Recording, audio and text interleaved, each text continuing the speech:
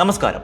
LIC അല്ലെങ്കിൽ life insurance corporation of India എന്ന് പറയുന്ന ഒരു സ്ഥാപനം ഇന്ത്യയുടെ ജനങ്ങളുടെ ജീവിതത്തിന്റെ തന്നെ ഒരു ഭാഗമാണ്. ഓരോ മാസവും കോടിക്കണക്കിന് ആളുകളാണ് LICയിലേക്ക് പണം അടക്കുന്നത്. ചില ആളുകൾ ലൈഫ് ഇൻഷുറൻസ് ആയിട്ടും, ചില ആളുകൾ അവരുടെ കുട്ടികളുടെ ഭാവിയുടെ ഭാഗമായിട്ടും, ചില ആളുകൾ സേവിങ്സിന്റെ ഭാഗമായിട്ടും LICയിലേക്ക് പണം അടക്കുന്നു.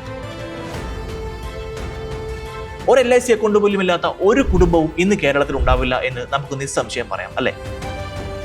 ആളുകൾ ചിന്തിക്കുന്നത് ഇന്ത്യയിലെ തന്നെ ഏറ്റവും സുരക്ഷിതമായിട്ടുള്ള സ്ഥാപനങ്ങളിൽ ഒന്നാണ് ലൈഫ് ഇൻഷുറൻസ് കോർപ്പറേഷൻ എന്നാണ്. അതുകൊണ്ട് തന്നെ ആളുകൾ ഒരു സംശയവുമില്ലാതെ LICയിലേക്ക് പണം അടക്കുന്നു. പക്ഷെ നമ്മൾ ഈ അടക്കുന്ന പണത്തിൽ നിന്നുള്ള ഒരു വിഹിതം ഇന്ത്യയിൽ തന്നെ ഇപ്പോൾ ഏറ്റവും വലിയ വിവാദം നേരിടുന്ന ഒരു കമ്പനിയിലേക്ക് പോകുന്നു എന്ന് പറഞ്ഞാൽ നിങ്ങൾക്ക് വിശ്വസിക്കാൻ പറ്റും.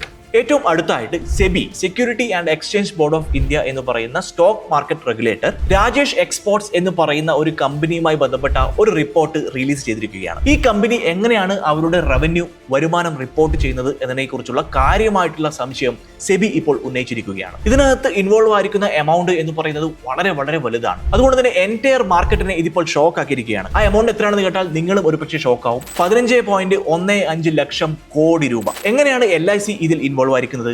സാധാരണക്കാരെ ഇത് ബാധിക്കുമോ? എന്താണ് യഥാർത്ഥത്തിൽ സംഭവിച്ചത്? അങ്ങനെയുള്ള എല്ലാ കാര്യങ്ങളും നമുക്ക് A to Z ഈ വീഡിയോയിലൂടെ നമുക്ക് മനസ്സിലാക്കാം. ബോസോല മലയാളത്തിന്റെ മറ്റൊരു വീഡിയോയിലേക്ക് അവർക്ക് സ്വാഗതം. ഞാൻ അവിനാശ്.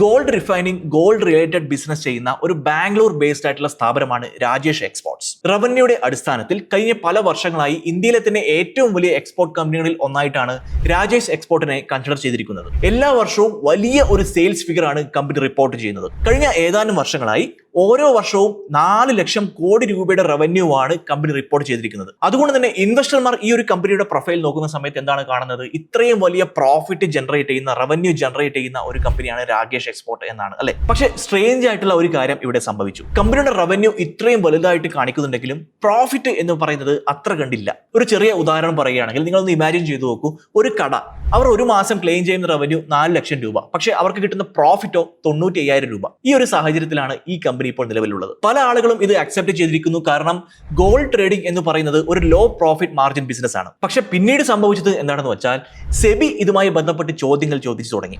സെബി ഈ രാജേഷ് എക്സ്പോർട്ടിനെ കുറിച്ച് കണ്ടെത്തിയ പ്രധാനപ്പെട്ട കാര്യങ്ങളിൽ ഒന്ന് എന്താണെന്ന് വെച്ചാൽ ഈ കമ്പനി പ്രൊവൈഡ് ചെയ്തിരിക്കുന്ന റവന്യൂ റിപ്പോർട്ടുകളിൽ ഭൂരിഭാഗം വരുന്നത് ഫോറിൻ സബ്സിഡിയറീസിൽ നിന്നാണ്, എസ്പെഷ്യലി സ്വിറ്റ്സർലാൻഡ് ബേസ്ഡ് ആയിട്ടുള്ള ഒരു കമ്പനിയിൽ നിന്ന്. പക്ഷേ റെഗുലേറ്റർമാർ റെക്കോർഡുകൾ പരിശോധിച്ച സമയത്ത് തെളിയിക്കപ്പെട്ട കാര്യം എന്താണെന്ന് വെച്ചാൽ ഓവർസീസ് ഫിനാൻഷ്യൽ റെക്കോർഡുകളിൽ കാണിച്ച നമ്പറുകളെക്കാളും വളരെയധികം കൂടുതലാണ് ഇന്ത്യൻ ഇൻവെസ്റ്റർമാർക്ക് ഇവർ കാണിച്ചു കൊടുത്ത റെക്കോർഡ്. സെബി എന്താണ് വിശ്വസിക്കുന്നത് എന്ന് വെച്ചാൽ ഈ കമ്പനി, അതായത് രാജേഷ് എക്സ്പോർട്ട് എന്ന് പറയുന്ന കമ്പനി, അവരുടെ ആക്ച്വൽ ബിസിനസ് എത്രയാണോ അതിനേക്കാൾ 10 മടങ്ങ് റവന്യൂ പ്രോഫിറ്റും അവർക്ക് ലഭിക്കുന്നുണ്ട് എന്ന രീതിയിൽ കാണിച്ചുകൊണ്ടാണ്, എന്ന രീതിയിൽ മാനിപ്പുലേറ്റ് ചെയ്തുകൊണ്ടാണ് ഇന്ത്യൻ ഇൻവെസ്റ്റർമാർക്ക് കാണിച്ചു കൊടുത്തത് എന്നാണ് സെബി വിശ്വസിക്കുന്നത്.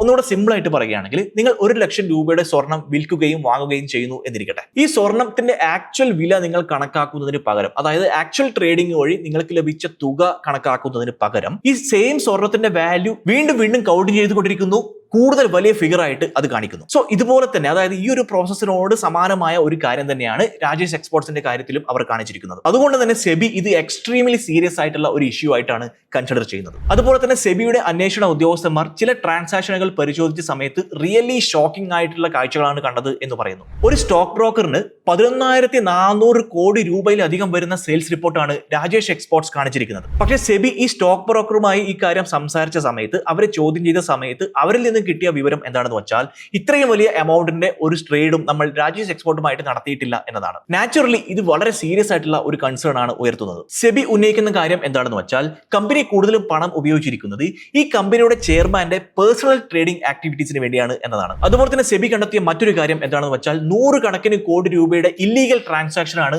നിരവധി പേഴ്സണൽ അക്കൗണ്ടുകളിലേക്ക് ഈ കമ്പനിയിൽ നിന്നും നടന്നിരിക്കുന്നത്, അതും പ്രോപ്പർ ആയിട്ടുള്ള അപ്രൂവൽ ഇല്ലാതെ. ഇതെല്ലാം സെബി ഉന്നയിക്കുന്ന അലിഗേഷൻസ് ആണ്. Exact matter still under process, അതായത് ഇപ്പോഴും ഇൻവെസ്റ്റിഗേഷൻ നടന്നുകൊണ്ടിരിക്കുന്ന ഒരു കാര്യമാണിത്. ഇത് നമ്മൾ ഈ വീഡിയോ ചെയ്യുന്നത് ജൂൺ 5-ാം തീയതിയാണ്. ജൂൺ 3 അതായത് വെറും 2 ദിവസം മുമ്പാണ് 109 പേജുള്ള ഈ കേസുമായി ബന്ധപ്പെട്ട റിപ്പോർട്ട് സെബി പുറത്തുവിട്ടത്. എങ്ങനെയാണ് ഈ ഒരു സംഭവം പുറത്തു വന്നത് എന്ന് വെച്ചാൽ ഇൻവെസ്റ്റിഗേറ്റർമാർ സാധാരണ ഒരു റെയ്ഡ് മൂലം തുടങ്ങിയ ഒരു കാര്യമല്ല ഇത്. ഇതുമായി ബന്ധപ്പെട്ട അന്വേഷണം ആരംഭിച്ചത് ഒരു സ്റ്റേക്ക് ഹോൾഡർ മുഖേനയാണ്. 2024 മാർച്ചിൽ ഒരു സ്റ്റേക്ക് ഹോൾഡർ സെബിയുമായി ബന്ധപ്പെടുന്നു. എന്തിന്?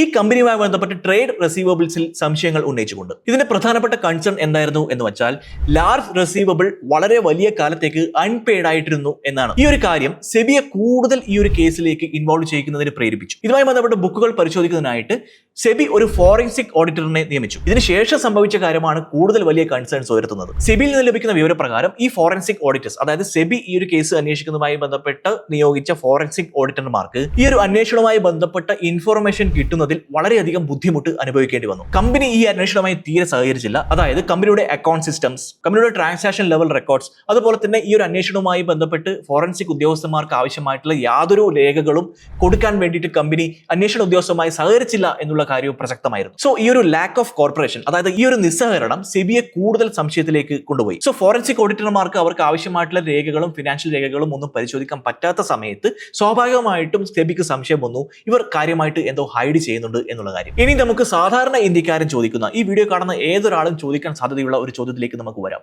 എങ്ങനെയാണ് LIC, ലൈഫ് ഇൻഷുറൻസ് കോർപ്പറേഷൻ എന്ന് പറയുന്ന സ്ഥാപനം ഇതിൽ ഇൻവോൾവ് ആയിരിക്കുന്നത്? 2026 മാർച്ച് വരെയുള്ള ഡാറ്റ പ്രകാരം ഈ രാജേഷ് എക്സ്പോർട്സിന്റെ 10.8% ഹോൾഡ് ചെയ്യുന്നത് LIC ആണ്. ഇതിന്റെ അർത്ഥം എന്താണെന്ന് വെച്ചാൽ ഈ കമ്പനിയുടെ ഏറ്റവും വലിയ ഇൻസ്റ്റിറ്റ്യൂഷണൽ ഇൻവെസ്റ്റർമാരിൽ ഒരാളാണ് life insurance corporation of India. So ഞാൻ നേരത്തെ പറഞ്ഞതുപോലെ ജൂൺ 3 സെബി ഈ ഒരു ഇന്ററിം ഓഡിറ്റ് പുറത്തുവിട്ട സമയത്ത് മാർക്കറ്റ് ഇമ്മീഡിയറ്റ്ലി റിയാക്ട് ചെയ്തു. സ്റ്റോക്ക് മാർക്കറ്റുകൾ അതിന്റെ ഏറ്റവും കുറഞ്ഞ ലെവലിലേക്ക് പോയി. ഇൻവെസ്റ്റർമാരുടെ കോൺഫിഡൻസിനെ വലിയ രീതിയിൽ അത് ബാധിച്ചു. ഇതിന് ഫലമായി എന്താണ് സംഭവിച്ചത്?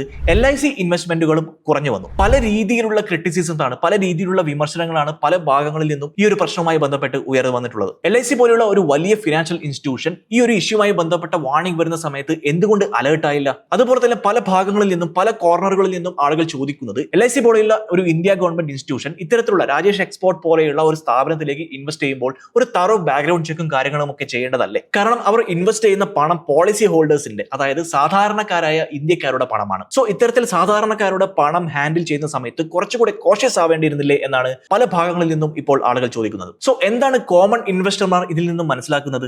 ഈ ഒരു കാര്യം, ഈ രാജേഷ് എക്സ്പോർട്സിന്റെ ഇപ്പോൾ പുറത്തു വന്നിരിക്കുന്ന ഈ ഒരു വലിയ തിരിമറി പഠിപ്പിക്കുന്ന പ്രധാനപ്പെട്ട കാര്യങ്ങൾ എന്തൊക്കെയാണെന്ന് വെച്ചാൽ, ഒരു കമ്പനിയുടെ റിപ്പോർട്ടിൽ ഹ്യൂജ് റവന്യൂ കണ്ടതുകൊണ്ട് മാത്രം ആ കമ്പനി വളരെ മികച്ചതാണ്, വളരെ ഗ്രേറ്റ് ആണ് എന്ന് ഒരിക്കലും തെറ്റിദ്ധരിക്കരുത്. ഈ വലിയ നമ്പറുകൾ പലപ്പോഴും നമ്മളെ തെറ്റിദ്ധരിപ്പിക്കാൻ വേണ്ടി കാണിക്കുന്നതായിരിക്കാം. So whenever you look at a company, നിങ്ങൾ പ്രധാനപ്പെട്ട ചില കാര്യങ്ങൾ ശ്രദ്ധിക്കേണ്ടതായിട്ടുണ്ട്.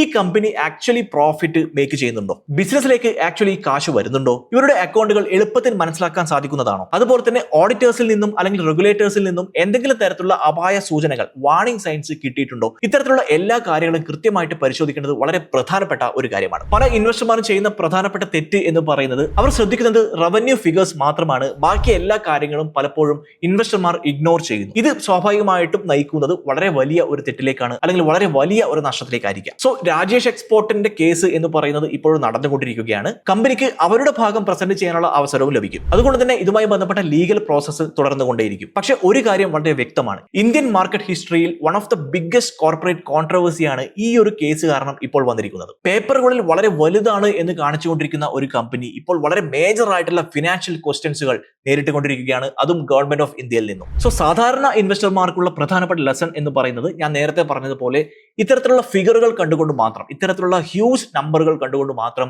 ഒരു കമ്പനിയിൽ ഒരിക്കലും ഇൻവെസ്റ്റ് ചെയ്യരുത്. സോ ഓൾവേസ് ഡീപ് ഡൈവ് ചെയ്തുകൊണ്ട് മാത്രം ഏത് കമ്പനിയിൽ ഇൻവെസ്റ്റ് ചെയ്യുമ്പോഴും വളരെ കൃത്യമായിട്ടുള്ള സ്റ്റഡി ആൻഡ് അനാലിസിസ് നടത്തിയതിനു ശേഷം മാത്രമേ ഇൻവെസ്റ്റ് ചെയ്യാൻ പാടുള്ളൂ. സോ രാജേഷ് എക്സ്പോർട്സിനെ സംബന്ധിച്ചിടത്തോളം ആസ് എ കമ്പനി അവർ ഇപ്പോൾ പറയുന്നത് ഇതൊരു അലിഗേഷൻ മാത്രമാണ് എന്നാണ്.